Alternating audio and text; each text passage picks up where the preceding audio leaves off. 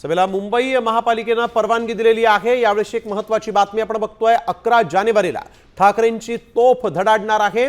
ठाकरे बंधूंची 11 जानेवारीला शिवतीर्थावर सभा होणार आहे। 24 अटी शर्ती यावेळेस घालण्यात आलेल्या आहेत आणि 11 जानेवारीला ठाकरे बंधूंची शिवतीर्थावर जाहीर सभा होणार आहे। या सभेला मुंबई महानगरपालिकेने परवानगी दिलेली आहे।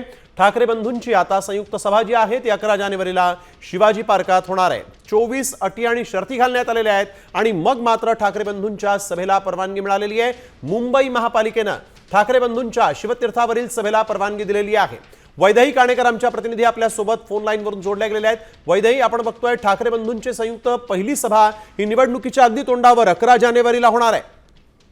नक्कीच आपण बघतोय की मुंबई महानगरपालिकेने या सभेला आता परवानगी दिलेली आहे। 11 तारखेला ही सभा होणार असल्याचं सांगण्यात आलं होतं। मात्र 24 अटी शर्ती मुंबई महानगरपालिकेने या ठिकाणी घातलेल्या बघायला मिळत आहेत। यामध्ये देखील अनेक महत्त्वाच्या गोष्टींचा त्यांनी उल्लेख केलेला आहे। घनकचरा संदर्भातला मुद्दा आहे, लाल मातीच्या संदर्भातला मुद्दा आहे, बळीराजाचं कुठल्याही पद्धतीतून नुकसान होऊ नये या संदर्भातल्या या अटी शर्ती या ठिकाणी लागू करण्यात आलेल्या आहेत। नुकसान जर झालं तर त्या ठिकाणी दंड देखील भरावा लागणार असल्याचं त्या ठिकाणी उल्लेख केलेला आहे।